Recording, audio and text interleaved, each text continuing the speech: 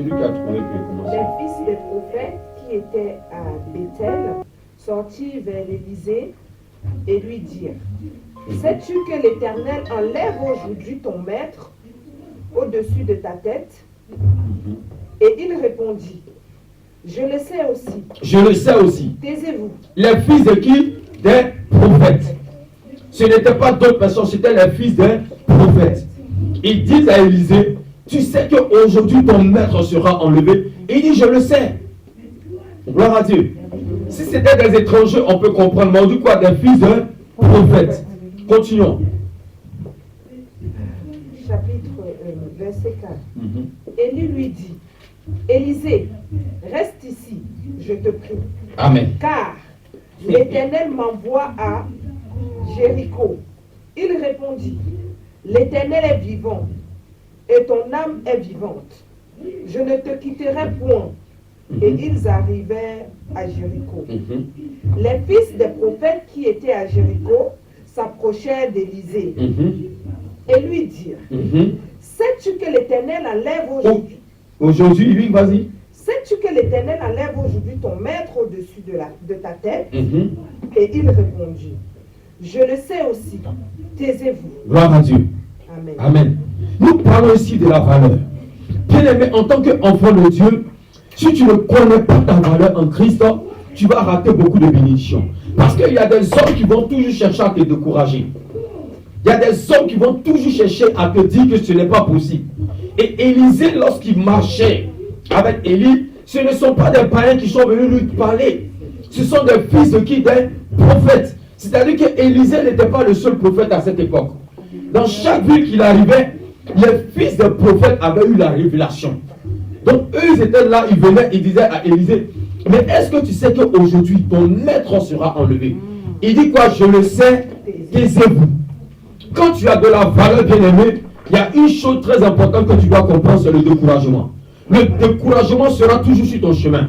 Mais si tu ne comprends pas cela, les hommes vont te mépriser, les hommes vont te sous-estimer, les hommes vont te vilipender, les hommes vont te dire que tu ne peux pas le faire, les hommes vont te dire que tu es moche, les hommes vont te dire que tu es ceci, cela. Mais tout ceci, c'est pourquoi? Pour te décourager.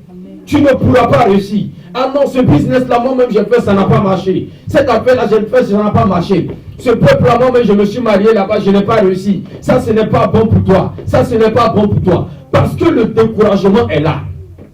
La Bible dit que c'est les fils des prophètes. Et ce qu'ils avaient dit, est-ce que c'était faux? Ce n'était pas faux. C'était vrai. Mais Élisée connaissait sa valeur. Il connaissait sa position en Jésus. Il connaissait sa position en Christ. Aussi longtemps que tu ne connais pas ta position en Dieu, aussi longtemps que tu ne connais pas ta position en Christ, on peut toujours te décourager. On peut toujours te dévier de ta vision. On peut toujours te dévier de tes objectifs. Et aujourd'hui, beaucoup d'enfants de Dieu ont été déviés de leurs objectifs et de leur vision parce qu'ils ne connaissent pas eux-mêmes leur valeur. Alléluia. Élie était le maître. Il marchait avec un serviteur qui était Élisée. Mais cependant, dans cette ville-là, il y avait beaucoup de fils de prophètes. Mais il avait un seul serviteur qui était qui? Élisée. Pourtant, c'était un grand homme de Dieu de cette époque. Mais il avait un seul serviteur qui était qui? Élisée. Mais Élisée était un homme persévérant. C'est tellement des hommes ont dit, mais tu fais quoi ce fou-là? Tu veux quoi cet homme-là? Laisse-le, quitte-le. Mais il était toujours là. Parce qu'il savait ce qu'il voulait. Alléluia. Amen. Quand tu connais ta valeur, peu importe l'endroit, peu importe l'homme de Dieu que Dieu met devant toi, si tu connais la valeur de cet homme de Dieu, tu demeures. Amen. Alléluia. Parce que Élisée avait compris que cet homme de Dieu qui est là, il a quelque chose. Donc, quand bien même que c'était difficile, il était toujours là. Parce qu'il connaissait la valeur de son père. Aujourd'hui, beaucoup d'enfants de Dieu ne connaissent même pas la valeur de leurs propres parents. Ils peuvent vilipender leurs parents biologiques. Ils peuvent vilipender son père, ils peuvent vilipender sa mère, parce qu'ils ne connaissent pas la valeur de ses parents. Quand tu connais la valeur de ton père, quand tu connais la valeur de ta mère, ce papa, quand tu le méprises, il y a quelqu'un qui le respecte dehors. Amen. Cette maman que tu sous-estimes, il y a une personne qui voudrait qu'elle soit sa maman. Alléluia. Mais souvent, on ne connaît pas la valeur de ce que nous avons. C'est comme tu peux donner un sac Louis Vuitton à une personne qui ne connaît pas ce que c'est que Louis Vuitton. Toi, pour toi, quand tu prends ça, tu mets tes bonnes affaires dedans, ton porte-monnaie, tout. Tu vas dans des bonnes réunions. Tu donnes à la personne, la personne prend et puis elle va au marché avec. Toi-même, tu regardes la sortie, tu dis, mais Comment on peut partir au marché avec un sac comme ça? Lui, pour toi, tu vas à des réunions importantes avec ça. Mais lui, il a décidé d'aller au marché avec. Parce que pour lui, c'est la valeur au marché. De la même manière que toi, tu peux voir une chaussure. Tu dis, cette chaussure-là, elle coûte 600 €. Pour toi, elle a de la valeur. Tu vas l'acheter, tu vas la bien emballer, tu vas la mettre toujours dans un sac. Quand tu portes, tu arrives, tu nettoies, tu ranges. Mais tu as donné à une autre personne cette même chaussure, lui porte, et puis même souvent, il porte ça en sandales, et puis il se promène. Parce que pour lui, c'est comme ça cette valeur-là est. Donc, aussi longtemps que tu ne connais pas la valeur des choses, il y a des choses que Dieu ne peut pas te donner. Amen. Alléluia. Il y a des choses aussi longtemps que tu ne connais pas la valeur de certaines choses, Dieu ne peut pas te les donner. Parce que la valeur d'une chose est importante. Quand tu prends un billet, par exemple le franc CFA, et tu prends l'euro, est-ce que les deux ont la même valeur? Non, parce qu'ils ont valorisé l'euro. Quand tu vas prendre l'euro et le dollar, les deux n'ont pas la même valeur. Gloire à Dieu. Donc, bien aimé, tu dois d'abord connaître la valeur des choses spirituelles. Amen. Tu dois connaître la valeur de ta vie chrétienne. Tu dois connaître la valeur de ton église. Tu dois connaître la valeur de ton pasteur. Parce que si tu ne connais pas cette valeur, bien aimé, tu vas rater beaucoup de choses. Alléluia. Gloire à Dieu. Et beaucoup d'enfants ne sont pas bénis parce qu'ils ne connaissent pas la valeur des choses. Tu peux leur donner des choses qui ont de la valeur. Mais comme la personne ne connaît pas, elle va sous-estimer, elle va mépriser, elle va négliger. Parce qu'elle ne connaît pas la valeur des choses. Alléluia. Tu peux prendre cette Bible, tu donnes à une personne qui ne connaît pas sa valeur. Elle va faire quoi? Elle va déchirer, elle va jouer avec. Mais une personne qui connaît la valeur d'une Bible, elle saura que ça, je dois serrer ça bien dans mon cœur. Alléluia. Tu peux aller acheter un vêtement cher. Pour toi, ce vêtement t'a coûté tellement cher. Tu ne veux même pas t'en séparer. Et puis le Seigneur te met à cœur de donner à quelqu'un. Et tu prends ce beau vêtement-là. Tu donnes à la personne. Et puis tu vois la personne qui prend pour faire footing. Comment tu vas te sentir? Mal. Parce que pour toi, ça a de la valeur. Imagine que tu payes une montre très chère. Les montres là, c'est quoi? C'est le Rolex, non? Et puis, tu as ton ami ou bien ton frère, par exemple, tu vas en vacances, et puis tu te dis, ah, je veux ta montre là. Tu lui donnes la montre. Un jour, tu l'appelles et la montre. Ah, la montre là est cassée. Oh. Ah, voici ça. Et puis, il te montre même. Papa, comment sera ton cœur? Très mal. Très mal. Tu vas dire, mais il ne connaît pas la valeur des choses. Il ne sait pas combien de fois j'ai travaillé pour acheter ça. Il ne sait pas combien d'argent j'ai mis dedans. Parce qu'il y a des gens qui ne connaissent jamais la valeur des choses. Ils ne connaissent pas la valeur de la prière. Ils ne connaissent pas la valeur de Jésus. Mais ils viennent à l'église parce qu'il faut venir à l'église. Tu dois connaître la valeur de Jésus. Tu dois connaître la valeur de ta présence à l'église. Quand tu ne connais pas la valeur d'une chose, tu peux mépriser la chose. Ça ne t'intéresse pas. Tu t'en fous. De la même manière, d'autres personnes sont là, par exemple, pour eux, avoir une voiture, c'est un luxe, ça a de la valeur pour lui. Toi, tu peux négliger, mais pour lui, ça a une valeur. Alléluia. Donc, tu dois connaître la valeur. Et Élie et Élisée marchaient ensemble. Mais Élisée a remarqué qu'en Élie, il y avait quelque chose. Alléluia. Il a vu la valeur. Une valeur, il a vu quelque chose d'important. Il a vu une grâce, il a vu une onction. Et il dit, ce homme-là, quelque chose, je ne le quitterai pas. Et la Bible dit que quand il allait de ville en ville, les hommes le décourageaient. Mais tu sais, il est arrivé à Paris. Et tu sais, Élie, tu sais, Élisée, je viens t'informer, Dieu m'a parlé. Ainsi parle l'Éternel. Aujourd'hui, ton maître va être enlevé. Il dit, c'est vrai, tu as prophétisé, mais tais-toi. Quand tu connais ta position en Jésus, quand tu connais ce que Dieu t'a dit toi-même, des hommes peuvent prophétiser sur ta vie. Mais toi, tu vas leur dire, calmez-vous. Je sais où Dieu m'envoie. Alléluia.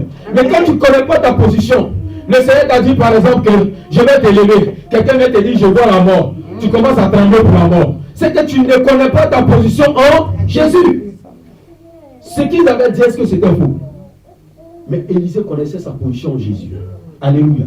C'est comme tu viens dire à quelqu'un, ah, le Seigneur m'a dit, je dis toujours, il y a un truc que je n'arrive pas à comprendre, mais je veux qu'on me dise. Quelqu'un est marié, il est avec sa femme, ils ont vécu leur vie jusqu'à... Et puis un jour tu viens, tu dis que Dieu dit que ce n'est pas sa femme. Pendant que j'ai eu 5 enfants, 10 enfants, 15 enfants, 50 enfants, même petit et arrière-petit enfant. Donc Dieu, là, il a attendu qu'il voulait faire du mal aux enfants, là. Mais comme les gens ne connaissent pas leur position en Jésus, quand ils ne connaissent pas leur valeur, ils vont dire que c'est vrai, elle Puis il va dire, madame, moi je t'aime plus. Parce que tu es une sorcière. Oh monsieur, je t'aime plus. Tu es un sorcier. Pourquoi? Parce qu'ils ne connaissent pas la valeur de eux-mêmes leur propre vie. On dit toujours, les bonnes choses, on l'apprécie lorsqu'on l'a quoi? Gagné, c'est ça non? Perdu. Ah, moi je crois que c'est gagné. Non, c'est perdu. Les bonnes choses, on les apprécie lorsqu'on les a perdues. C'est-à-dire que quand on dit perdu, là, c'est avec toi, non? Ce n'est plus avec toi. Voilà, alléluia. Non, ne me suivez pas, on participe ensemble, mais comme ça vous ne dormez pas. Alléluia. Gloire à Dieu. Donc, on dit que les bonnes choses, on les apprécie lorsqu'on les a perdues. Donc, c'est toujours avec toi. Non, ce n'est plus avec toi. C'est-à-dire que c'est parti. C'est pourquoi il y a des hommes qui regardent souvent et disent, cette femme-là, elle était bien Quand le on vient là, c'est que c'est maintenant il voit la valeur. Alléluia. Et cet homme-là, il était bien mais il était bien, mais tu l'as regardé comme un pauvre. Tu l'as regardé comme un lieneux. Tu l'as regardé comme n'étant pas capable. Donc c'est maintenant que tu vois sa valeur. Trop tard. Alléluia. Trop tard. Donc si quelqu'un ne connaît pas ta valeur, va vers la personne qui connaît ta valeur. Amen. Amen. Si dans une entreprise on ne reconnaît pas ta valeur, voilà où on va reconnaître ta valeur. Alléluia. Si tu marches avec les gens qui ne reconnaissent pas ta valeur, marche avec ceux qui vont reconnaître ta valeur. Alléluia. Ne persiste pas et ne signe pas dans un endroit où on ne reconnaît pas ta valeur. Yes. Alléluia. Et il était là. Il a vu en Élie une valeur. Il dit, moi, je suis là. Les fils des prophètes, eux, les papas sont prophètes. Ils ont les parents prophètes. Mais moi, je n'ai pas de parents prophètes. Mais lui, je vais apprendre auprès de lui. Il est resté là. Il voyait les tas, il voyait les défauts, il voyait les critiques, il entendait ce qu'on disait. Mais il était focalisé sur quelque chose. Alléluia. Quand tu as un objectif et que tu connais toi-même ta valeur, tu connais la valeur de la personne qui est avec toi, bien aimé, accroche-toi. Amen. Accroche-toi. Parce qu'il y a des gens avec qui tu vas galérer. Il y a des gens avec qui tu vas être dans la misère, dans la pauvreté, dans les pleurs. Souvent, il y a des personnes avec qui vous dormez sur le même lit. Vous dormez dans la même chambre d'étudiants. Vous dormez dans la même misère. Vous mangez les mêmes trucs de galère. Et puis un jour, boum, la personne devient ministre. Toi, tu es là, tu dis, hé! Tu cries, pourquoi? Tu cries, pourquoi? Il est là, il peut témoigner. On avait un ami. Il nous disait à l'école que son père était quoi? Guéhi le père. On lui disait, quitte là-bas, menteur. Toi, ton papa peut pas être Guéhi, et puis toi, tu es avec nous. Pourquoi? Il était le général de l'armée. Mais école que nous on fréquente dedans là, nous dans notre tête, le fils de Guéhi ne peut pas être là-bas. C'est pas possible. L'enfant insiste, il persiste, il dit toujours. Mais nous, on insiste et on insiste. On insiste et on insiste. Ce n'est pas possible. On ne voit pas sa valeur. Mais bien aimé, quand le régime a fait boum, boum, boum, quand on va monter au pouvoir, c'est là maintenant ça fait, hey, c'est vraiment lui, hein? C'est vraiment Guéhi Franquin. Mais Dieu, bien aimé, on n'a pas connu sa valeur. Trop tard. Trop tard. Les hommes peuvent te sous-estimer comme ça. Parce qu'aujourd'hui, quand ils te voient comme étudiante. Qui voit quelque chose en toi? On te voit en tant qu'étudiant. Mais moi, je ne te vois pas comme en tant qu'étudiant, je te vois en tant que leader. Parce que le potentiel est à l'intérieur. Alléluia. Je dis toujours, si en toi il y a le potentiel de Dieu, il y a la valeur de Dieu, tu peux réussir. Alléluia. Et demain, tu peux être ce député-là. Demain, tu peux être ce ministre. Demain, tu peux être cette femme d'affaires. Tu peux être cet entrepreneur. Tu peux être cette personne-là qui gouverne. Tu peux être cette personne qui a le mot, qui a la parole. Tu peux être ce préfet-là demain. Amen. Alléluia. Amen. C'est pas parce qu'aujourd'hui tu es petit que tu dois te sous-estimer. C'est pas parce que tu es né dans une famille pauvre que tu dois te sous-estimer. C'est pas parce que tes parents ont rien que tu n'as pas de valeur. La valeur, ce n'est pas l'argent. La valeur, c'est le potentiel, la grâce de Dieu dans ta vie. Quand il y a la grâce, il y a l'onction de Dieu dans ta vie, bien aimé. La valeur reste. La valeur ne partira pas. Élisée avait vu cela dans cet homme-là. Parce qu'il a vu que cet homme-là, quand ils vont dans des endroits, ils parlent, la chose s'accomplit. Il a vu que cet homme-là, il prie, des miracles s'opèrent. Il dit, cet homme-là, il a quelque chose. Il a une valeur que je veux. Et les fils des prophètes sont là pour le décourager. Combien de fois t'as découragé dans ta marche chrétienne? Combien de fois t'as découragé dans ta vie? Combien de fois t'as dit que toi, tu ne peux pas faire cette étude-là? Que toi, tu es bon. Toi, il faut partir faire comptabilité. Toi, il faut partir faire commerce. Ça, là, c'est pas fait pour toi. La médecine, c'est pas fait pour toi. Ça, la philosophie, c'est pas fait pour toi. On est là toujours en train de décourager. Et souvent, il y a des parents même qui ne voient pas la valeur de leurs enfants. Oui. L'enfant dit, je vais faire ça. On dit, attends aussi, ça là, tu ne peux pas faire. Ça là, c'est pas pour toi. Ça, c'est pour les enfants des riches. Comment toi-même, en tant que père, tu peux dire, c'est pour les enfants des riches? L'enfant te dit, il veut. Encourage-le déjà. Amen. C'est ce que j'aime chez le blanc. Son enfant veut faire un truc, il encourage. Alléluia. Quand un parent ne voit pas la valeur de son enfant, quand Quand un parent ne voit pas la valeur de sa fille, quand un parent ne voit pas la valeur de son fils, il peut le vilipender, il peut le négliger, il peut le mépriser. L'enfant te dit, je vais apprendre la mécanique. Tu vas faire quoi la mécanique? Ça, c'est le travail de pauvre. Aujourd'hui, là, la mécanique, la bien-aimée, la mécanique qu'on sous-estime, la plomberie qu'on sous-estime, le bâtiment qu'on sous-estime, ils ont de l'argent plus que tout le monde. Mais quand on ne connaît pas la valeur des choses, on dit c'est pas important. Bien-aimé, Élisée a voulu être découragé, mais il ne s'est pas laissé décourager. Aujourd'hui, nous, on se laisse décourager. Dès qu'il y a une petite situation, c'est vrai, hein, tu as raison. Il va t'enlever aujourd'hui. Élie, tu t'en vas. Élie aussi, c'est un baoulé. Là, comme il va pleurer. Élie, là, comme il va pleurer. Parce que il pense que ce sont ces pleurs qui vont changer la situation. Non! Non! C'est pas parce que tu pleures que ça va changer la situation. Il a dit, taisez-vous. À un moment donné, il faut dire aux gens de se taire dans ta vie. Il y a trop de personnes qui parlent dans ta vie. Ça va te troubler, ça va te mélanger. Ce que Dieu t'a dit là, c'est ça qui compte. Amen. Mais aujourd'hui, les chrétiens n'ont pas compris ça. Ils préfèrent des gens qui vont toujours parler dans leur vie. Mais les gens parlent dans ta vie, ils ne disent même pas la vérité. Alléluia. Tu avais une vision, peut-être que tu avais un objectif. C'était de travailler pour être avocat. Quelqu'un vient dire, le Seigneur m'a dit que tu dois être... je te vois, tu dois être femme d'affaires. Et comme nos soeurs là, et nos frères souvent sont charnels, on a dit que je serai homme d'affaires ou femme d'affaires. Ok. Donc il laisse ses études d'avocat, de droit, il laisse son entreprise, il laisse là où il est, il va faire les affaires. Donc Dieu t'a pas parlé toi-même alors. Alléluia. On t'a découragé.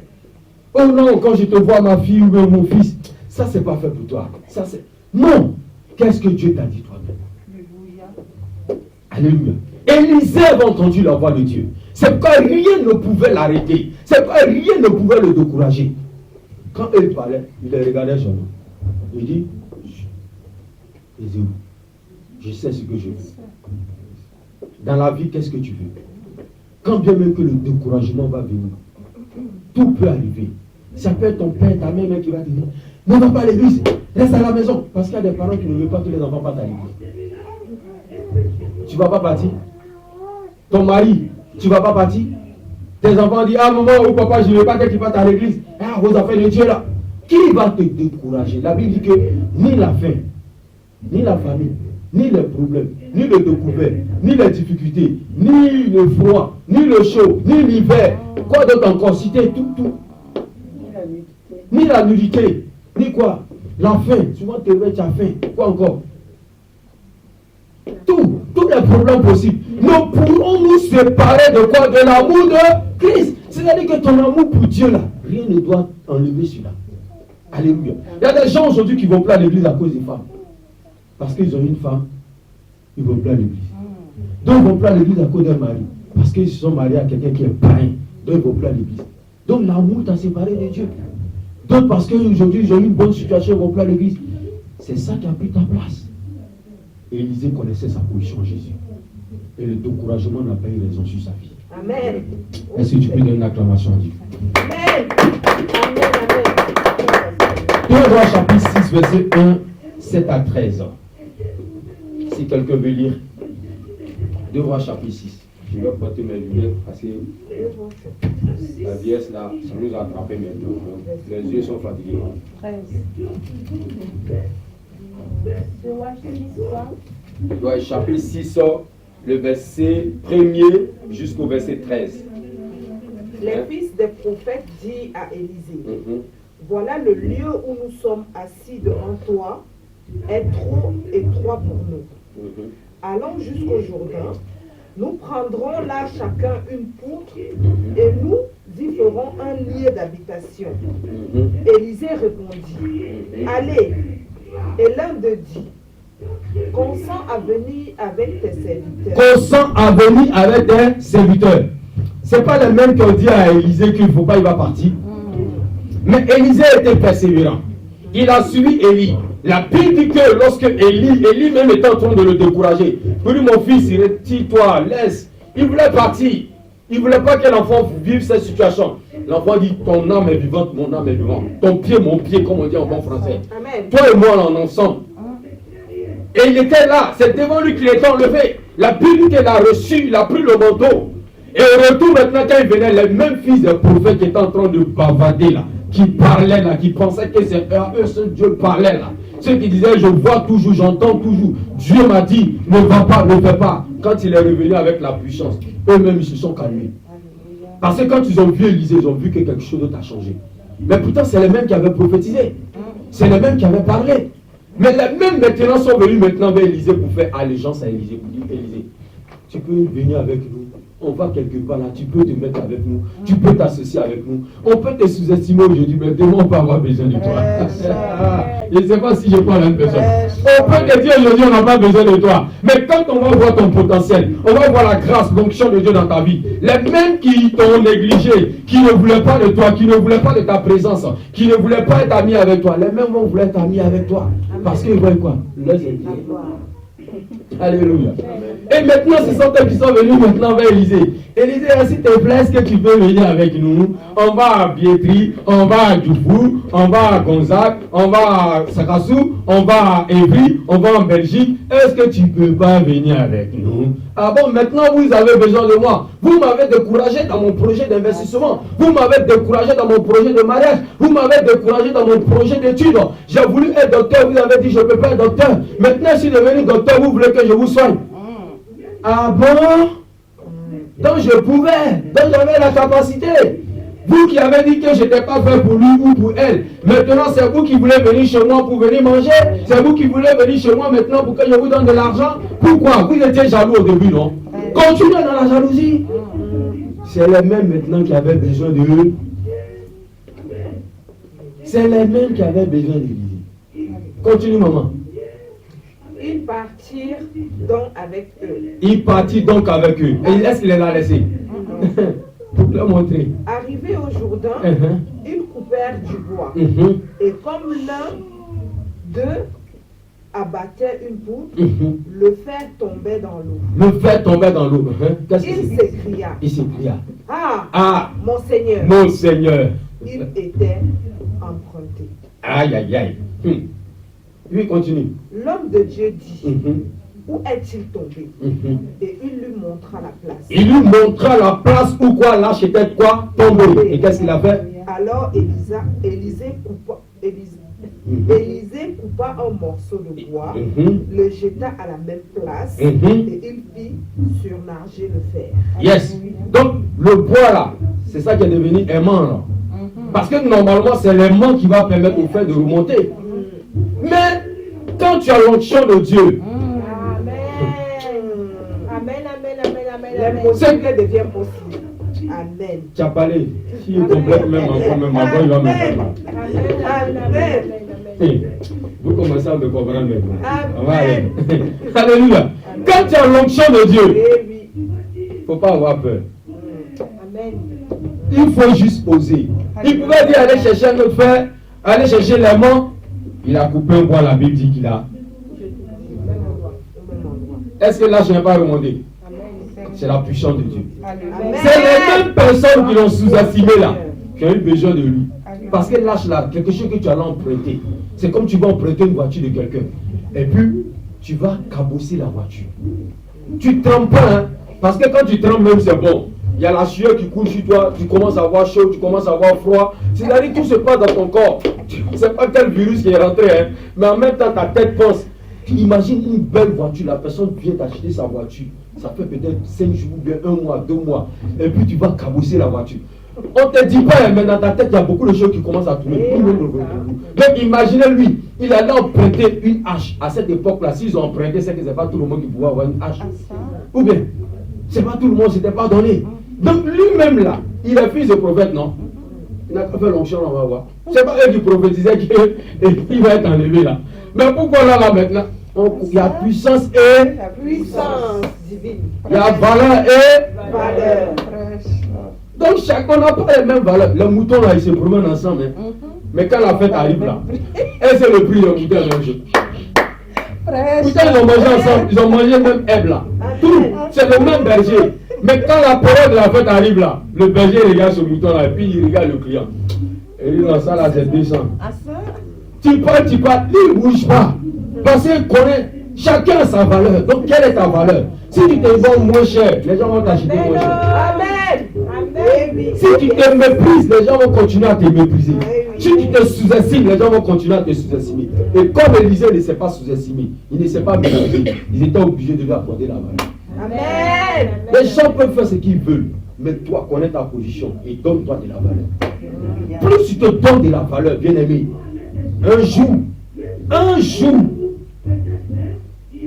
ceux qui t'ont sous-estimé vont reconnaître ta valeur. Amen. Donne l'acclamation à Dieu. Amen. Amen. Amen. Puis il dit, enlève-le, et il avança la main et le prit. Et le prit. Encore. Le roi de Syrie était en guerre avec Israël, et dans un conseil qu'il tint avec ses serviteurs, il dit, mon camp sera dans un tel lieu. Mais l'homme de Dieu fit dire au roi d'Israël, garde-toi de passer dans ce lieu, car les Syriens y descendent. Et le roi d'Israël envoya des gens pour s'y tenir en observation vers le lieu que lui avait mentionné et signalé l'homme de Dieu. Cela arriva non pas une fois ni deux fois.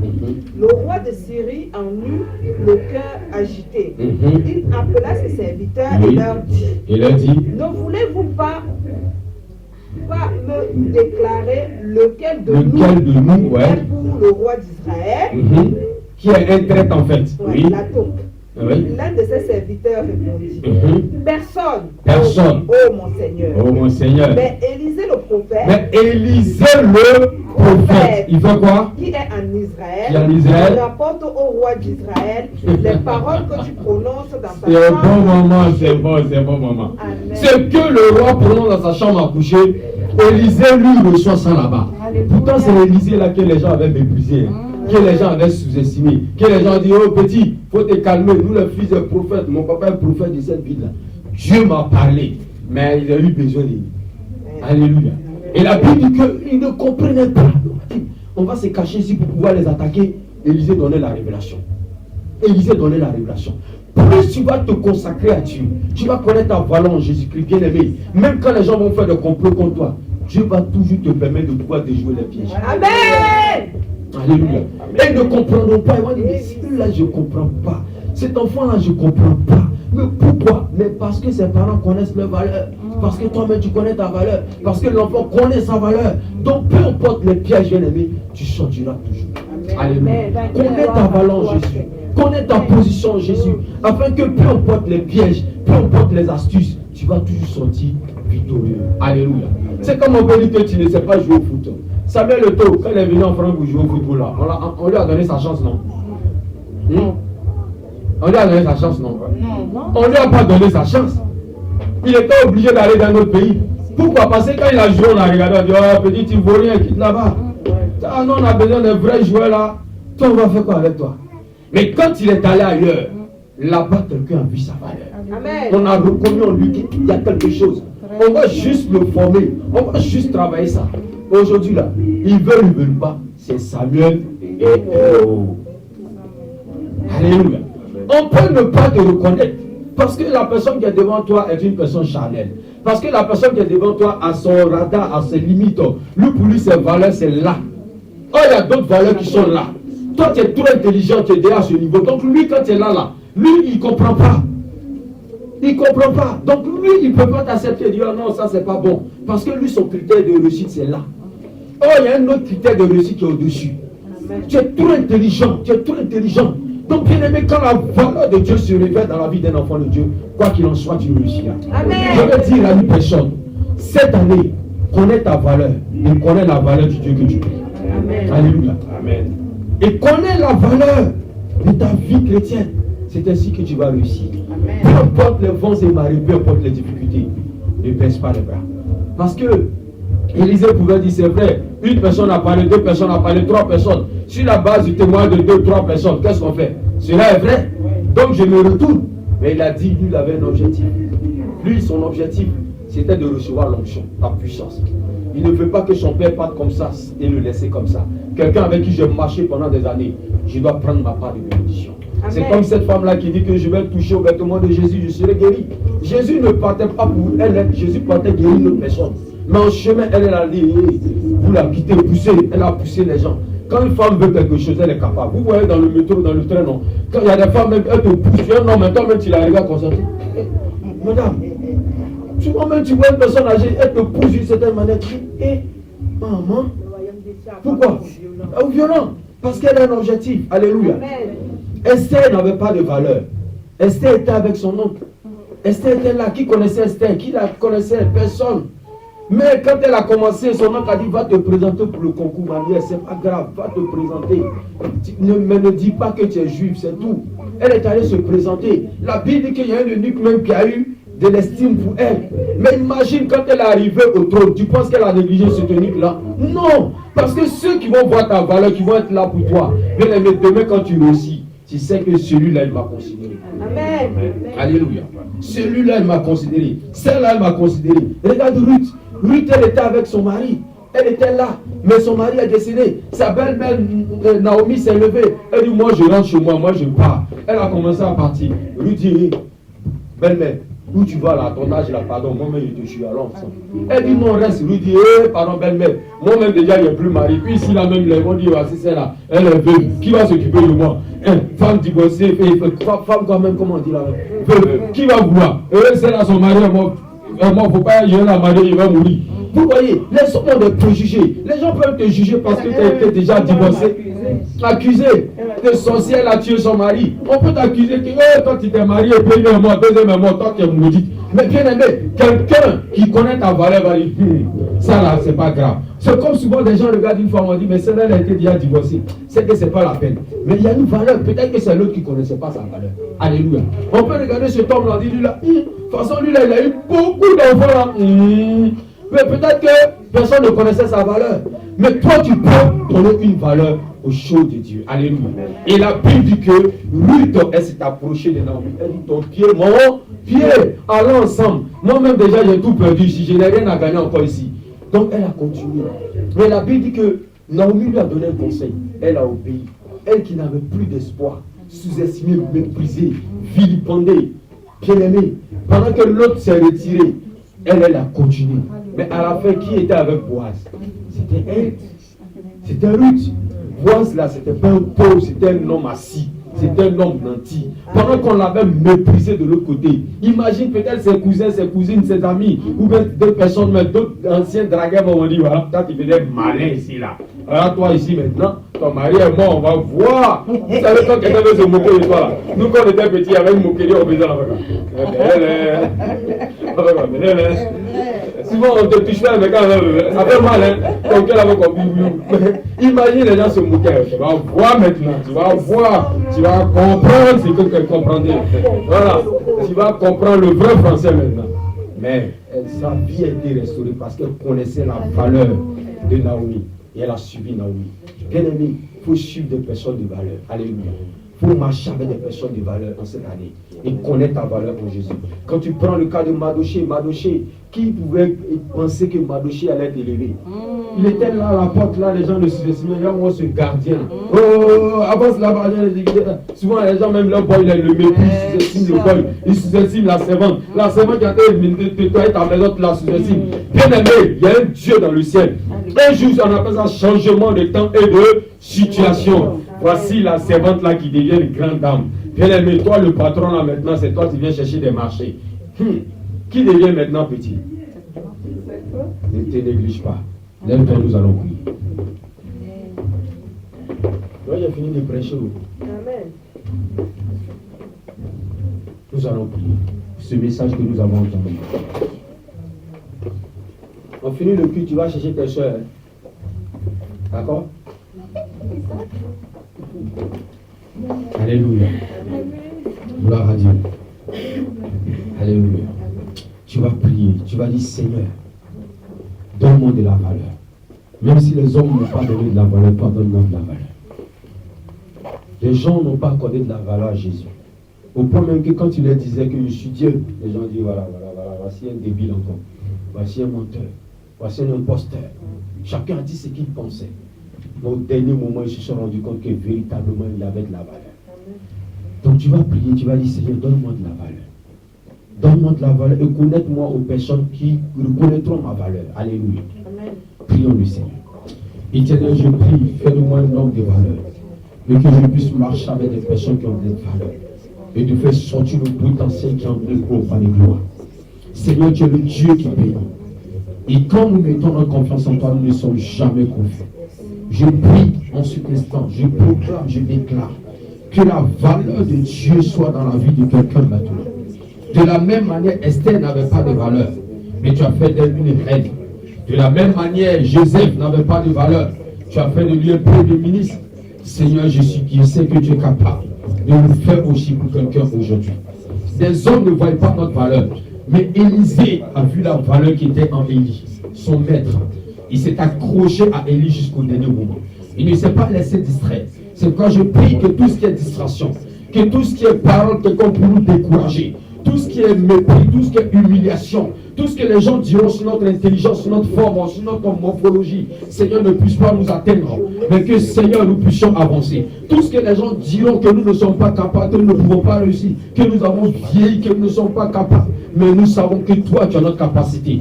Nous savons que toi, tu as notre solution. Là où les hommes diront que ce n'est plus, que c'est fini pour nous, nous savons que toi, tu as encore le dernier mot. Parce que tu l'as fait pour lui, toi. Éternel, mon Dieu, mon roi, je veux te rendre gloire, parce que tu le feras pour quelqu'un encore. Je prie ce matin. Je viens déclarer sur la vie d'une personne maintenant que la main de Dieu te touche au nom de Jésus. Que la main de Dieu te touche maintenant au nom de Jésus. Je proclame, je déclare que la faveur de Dieu soit avec toi. Que la faveur de Dieu soit avec toi. Que la faveur de Dieu t'accompagne en cette nouvelle année au nom de Jésus. Je le déclare maintenant au nom de Jésus. J'appelle la faveur de Dieu sur ta vie. J'appelle la faveur divine. J'appelle la faveur divine. J'appelle la faveur de Dieu. Marche dans la faveur divine en cette année au nom de Jésus.